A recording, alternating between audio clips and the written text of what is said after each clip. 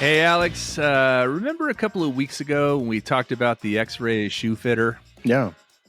Seems like just yesterday. You mentioned that there were states that outlawed it, but then some states didn't. Yeah.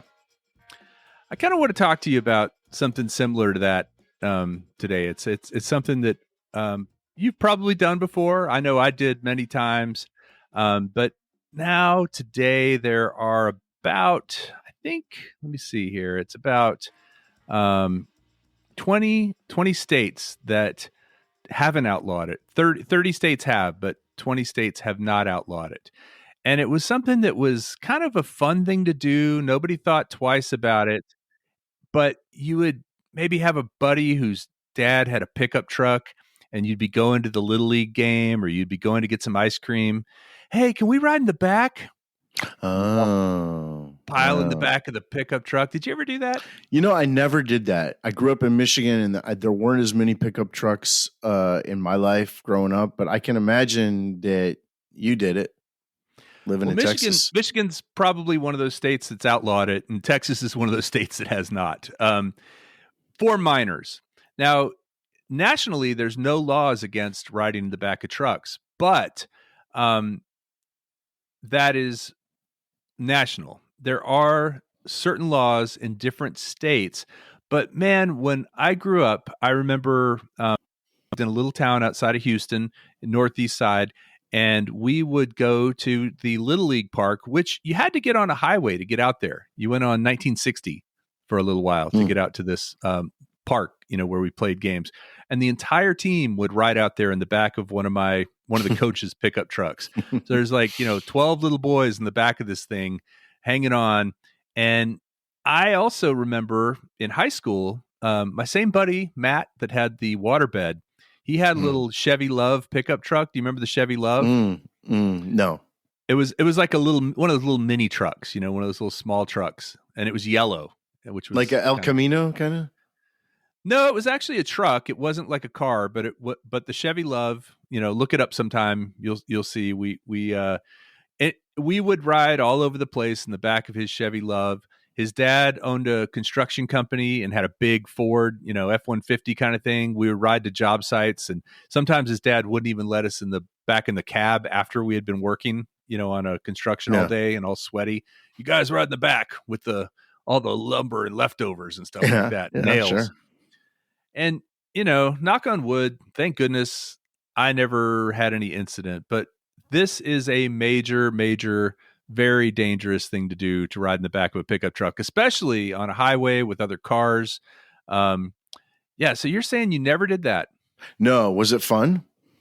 It was such a blast. You're back there. There's no adults, right? All the adults are up front. So you're riding around in the back of a pickup truck. You're usually sitting on either the wheel well, or a lot of times we would just sit on the edge and just there was nothing holding you in. No seatbelt. The edge, the edge of the bed. No. I think the closest to this I've ever done is I've been on a hayride. Does that disqualify me from anything? From everything? Well, I'm not gonna make fun of your Michigan ways, but in Texas, if you grew up here, you pretty much always did it. I also went to camp in Missouri, another very back of the pickup truck friendly state, where if you were on the work crew, which you had to do that as part of your experience at camp, you had to go around and pick up all the trash cans from all the cabins and common areas, and we all rode in the back of pickups, and you'd start off with 2 or 3 of us back there and nothing, and then you'd load a trash barrel in and go to the next spot, and pretty soon you're squeezed in between the trash barrels in the back of the pickup, riding around in the Ozarks. Good Did times. It feel dangerous when you were doing it, or was there horsing around and all that back then too? The second thing. It didn't feel dangerous, and to my knowledge, at least in my experience, there was never anything other than occasionally you'd have somebody driving that would intentionally, hit a big bump to send you flying. But no one ever fell out or anything like that. Other than that, it's pretty wholesome. I think wholesome is a good word. There's a great song by Luke Bryan called "We Rode in Trucks." If you really want to get into the spirit of this, but That was back in the day too, before really seatbelts were mandatory, before airbags were a thing. But also pickup trucks back then were just metal, right? There was no bed liners. So you're saying as dangerous it was in the back, it was just as dangerous for the guy driving, right?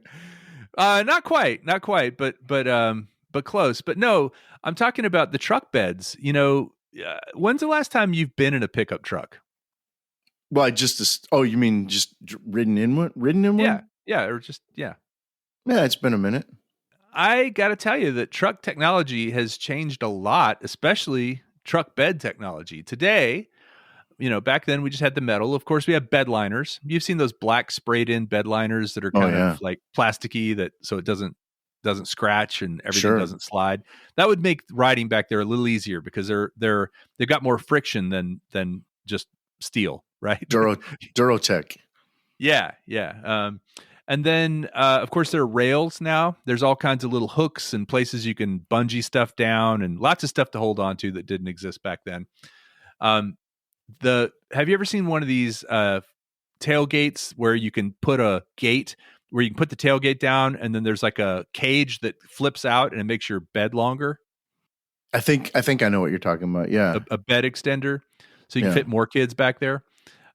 You've got the swinging tailgates that'll lean down and swing to the side.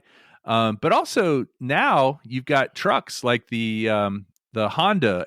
I forget the name of that truck, but Honda makes a pickup truck.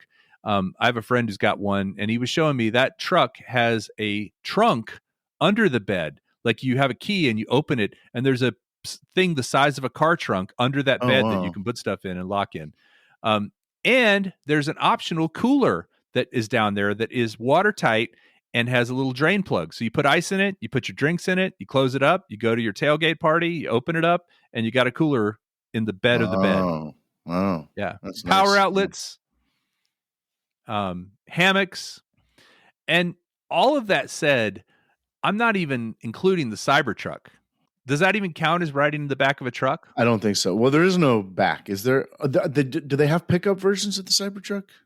No, it is. It is. It has. So the Cybertruck has a thing that goes over the bed. It's like a sliding cover that goes over the bed on these tracks. And so when you're driving it kind of looks like a flatbed. It's just, there's a back area that's flat. But then when it slides up, it has a bed. Okay. I never. Have you seen these yet? I've seen two. I've seen two in the wild. Yep, two here in Austin. Does it look like something you'd want to? No, I don't have a lot. It definitely is eye-catching. I mean, I've seen lots of pictures of them, lots of videos. I've watched some reviews and stuff of them. But when you see one on the road, it is like, what the what? I mean, it takes a second. As a matter of fact, Jody's mom was with us. We were driving and we saw one, and she was like, I don't even think she had ever heard of it or seen any pictures or knew that it existed. So to just see it out of the blue, she was like, I think she thought it was a military vehicle or something. Yeah. But you say it's banned now. You cannot ride in the back anymore? No. What I'm saying is there are 30 states where they have regulations about it. So for instance, you can't have minors like under the age of 18, can't ride back there. Or if they are, they have to be with a parent, or it can't be at night. And then there are 20 states or it has to be on like a farm or a ranch, right? You can do it on these ranch roads, but not on a highway. But there are 20 states, and I'm going to guess these are the same states that didn't outlaw the X-ray shoe machine. They're the same ones that didn't outlaw they don't have any regulation for riding in the back of the truck. So if you're in one of these states like Texas, Louisiana, Mississippi, Florida, go ahead. Just, load up the whole team and head down the highway to the game. Well, I mean, I know this is a way to get a lot of workers to job sites, right? So you don't have to bring a bunch of cars where there is no parking. You can just throw a bunch of guys back there and take them to the job sites. Yeah, I guess ultimately they're adults, and generally, if they're headed to a job site, they're probably not giving each other noogies or wedgies or trying to bounce people out like we did when I was a kid. I just think about all the stupid things we did. It does seem odd, though, that in a state that can have a seatbelt law, that you could still allow people to ride in the back unencumbered, because there's obviously no seatbelts back there. Yeah, but I think the seatbelt laws generally are only apply to the front seat. Well, they do, but the whole idea behind the seatbelt law is so you can contain all the people in case there's an accident, right? Yeah. No, I mean maybe because riding in the back of a truck is more of an edge case than wearing or not wearing a seatbelt. Maybe. Now, you say that this is dangerous, and we can imagine why it's dangerous. But were there a lot of accidents involving people? Oh yeah. I looked up. I looked up like kind of statistics about it, and it's like thousands of people killed every month in the back of trucks. You know, whether they fall out, whether they hit. I couldn't tell you exactly, but they're up there with motorcycles in terms of, you know, the amount of danger. If you're someone who believes a motorcycle is dangerous and you would never ride one, but you'd ride in the back of a truck, especially on a highway, then you're kind of missing the boat. Now, occasionally I'll see dogs in the back of these trucks. Is that prohibited? Is that a good idea?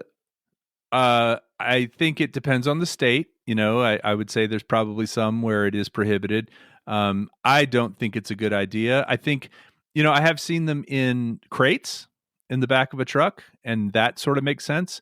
But no, if you slam on the brakes, you've seen, like, have you ever slammed on the brakes of your car and had something in the car come flying forward? Yeah. You know, that's exactly what happens in the back of that truck. Whatever it is going to fly forward into the cab or out of the truck.